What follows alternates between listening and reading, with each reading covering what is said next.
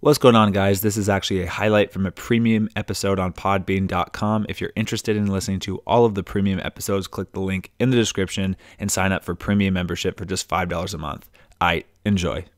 But since you are growing on YouTube, I know you don't think you might be growing on YouTube, but you are definitely growing on YouTube crazy.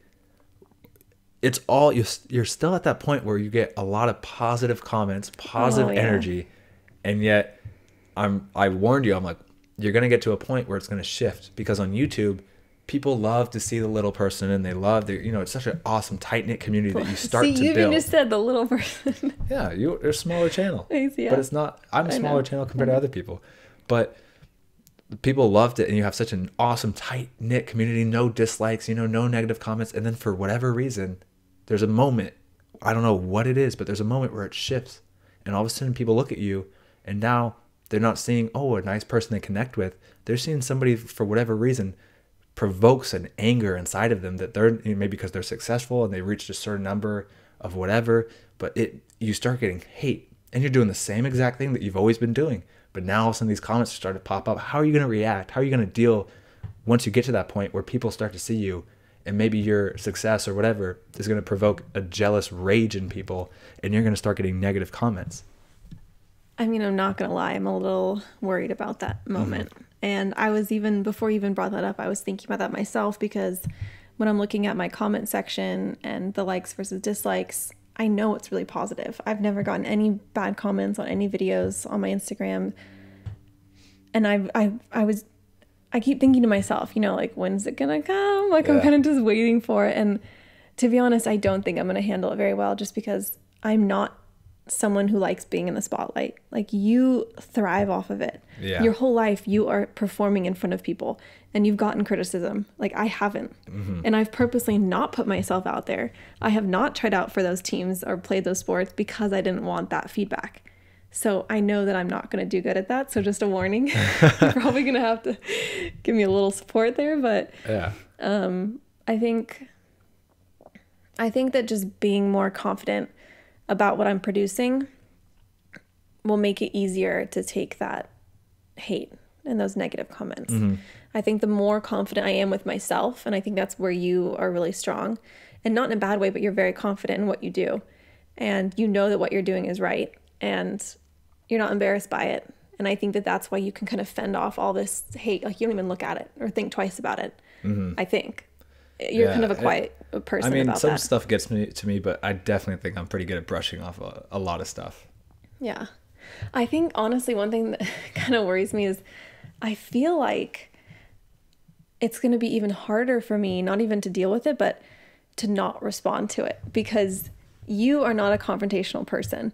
So when you get hate on your YouTube videos, like if I see a hateful comment on one of your YouTube videos, I swear to God, every single time for the last, you've had a YouTube, for like 3 years? 3 years, yeah. I have typed out a response on my phone in the comment section. I'm not even kidding, to each hateful comment, because I've wanted to reply so badly to these people. Mm-hmm. And I've wanted to say something to them, but then I always push cancel, because I know that you'll get mad at me if I do that. Yeah, I would probably delete your comment. Yeah, you would delete it. And it's hard for me to just not say anything and just to stand by and just let it happen. Yeah. And especially to people that I care about. It's funny, really hard. Because you say that I'm confident, but like there's definitely, we're confident in such different aspects of our life, because I look at you sometimes with what you do, and I'm like, you're so confident with what you can, and I would never do, I don't have that. I can't do it. We have different forms of confidence. Yeah. Because like you are not afraid of confrontation. Stuff like that. If there's somebody is making fun of me, I brush it off, I laugh, turn, and I'm just going to continue to do whatever I do. Yeah, he won't even say anything. I'm like, come on, man. I always process it as like, look, you're not going to change their mind. I know what I'm doing. So they'll see. It was like the same thing when people made fun of me all the time for trying to go D1. When I was still on the B team of my high school team, I got so much crap from teammates, from coaches were telling me not to do it.